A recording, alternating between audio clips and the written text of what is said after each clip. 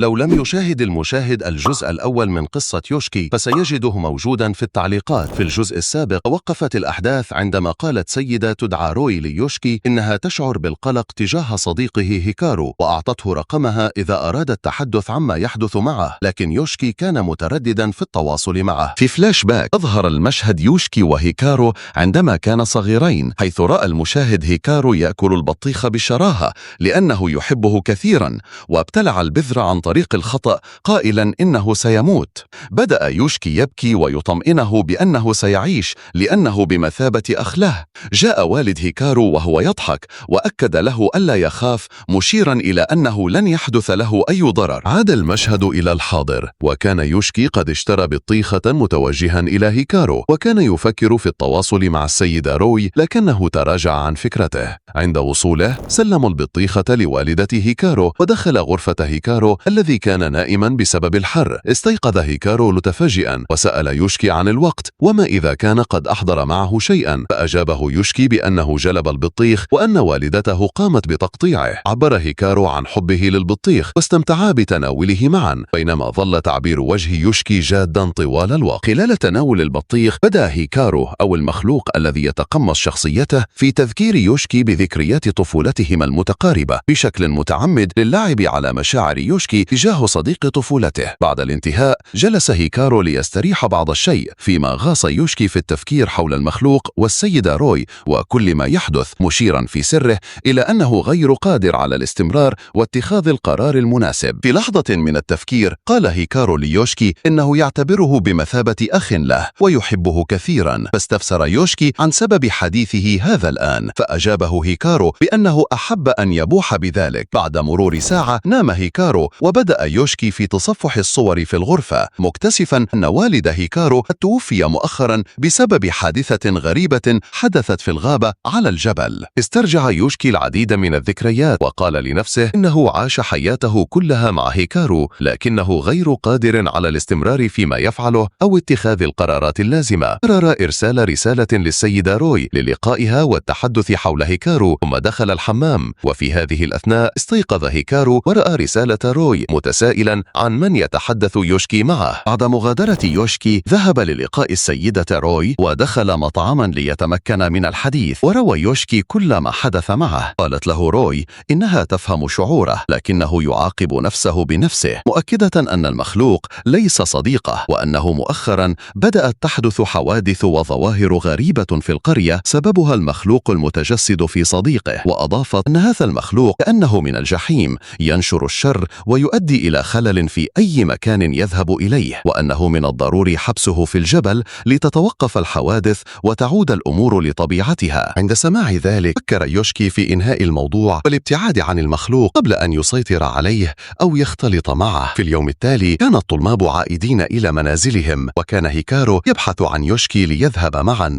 بينما جلس يوشكي وحده في الفصل يفكر في كيفية التعامل مع المخلوق، مسترجعا اللحظة التي قال له فيها أنا لا أريد قتلك، متسائلا عن إمكانية قتله له وقت ما شاء. حين جاء هيكارو إليه وسأله عن سبب جلوسه وحده، رد يوشكي بأنه يريد البقاء بمفرده قليلا، فشعر هيكارو بالضيق من تصرفه. تبادل الاثنان الحديث حول التغيرات في سلوك يوشكي وخداعه لبعض الأمور، واعترف يوشكي بأنه يحكي كل شيء، لكنه لم يستطع تصديق أن هذا جسد هيكارو الحقيقي، مما أدى إلى صدمة المخلوق. اعترف المخلوق بأنه ليس هيكارو الحقيقي، وأنه مجرد مخلوق مسخ، لكنه ضغط على يد يوشكي في صراع نفسي بين ذكريات هيكارو الأصلية وحقيقة كونه لا يستطيع كراهية يوشكي بسبب المحبة الموجودة في الذكريات. فجأة تحول المخلوق إلى شكله الأصلي وغضب، محاولا السيطرة على جسد يوشكي، لكنه تراجع وأعاد شكل هيكارو. أدرك يوشكي أن المخلوق خطر وقد يقتله في أي وقت، وأنه لا يمكن للمخلوق أن يحل محل هيكارو الحقيقي. ومع مرور الأيام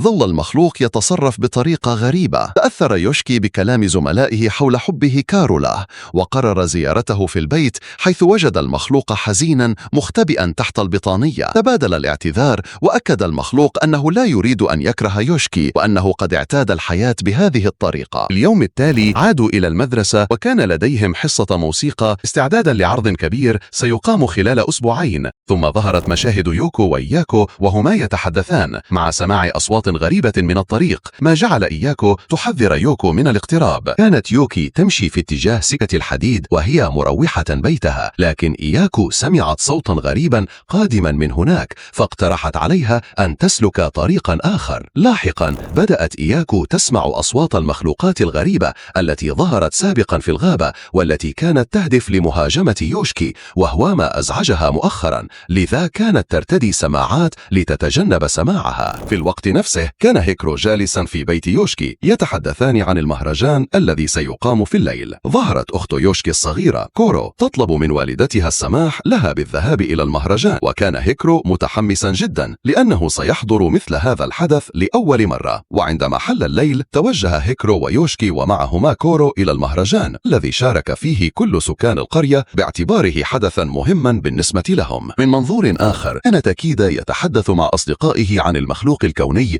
الذي خرج من الجبل، مؤكدا على أهمية التركيز على هذا الموضوع. كشف تاكيدا أن عائلة أندو كانت المسؤولة عن إجراء طقوس محددة كل فترة لضمان بقاء المخلوق الكوني محبوسا في الجبل، وأن موت والد هيكرو كان بسبب فشل إحدى الطقوس، فتولى هيكرو المسؤولية بعد ذلك للحفاظ على سجن المخلوق. وأقر تاكيدا بأنهم أخطأوا حين سلموا المسؤولية لطفل، وكان يجب عليهم الاستعانة بشخص مختص بعد وفاة والد أندو، مشيرا إلى أن عائلة أندو فقط كانت تفهم الطقوس، وأن أحدا غيرهم لم يكن قادرا على القيام بها. وأضاف أن أملهم الوحيد كان على الشخص الذي يدعى تنكا، رغم أنه لم يكن مطمئنا إليه. في تلك اللحظة وصل تنكا إلى المجموعة وطلب منهم التوقف عن الحديث وراء ظهره. تذكروا رأسا كانوا قد استخدموه سابقا في الطقوس لإبعاد الأرواح الشريرة، واتضح أن عائلة أندو كانت تستخدمه في الطقوس، لكنه سقط عن أحدهم أثناء وجوده في الجبل. أقر أحد سكان القرية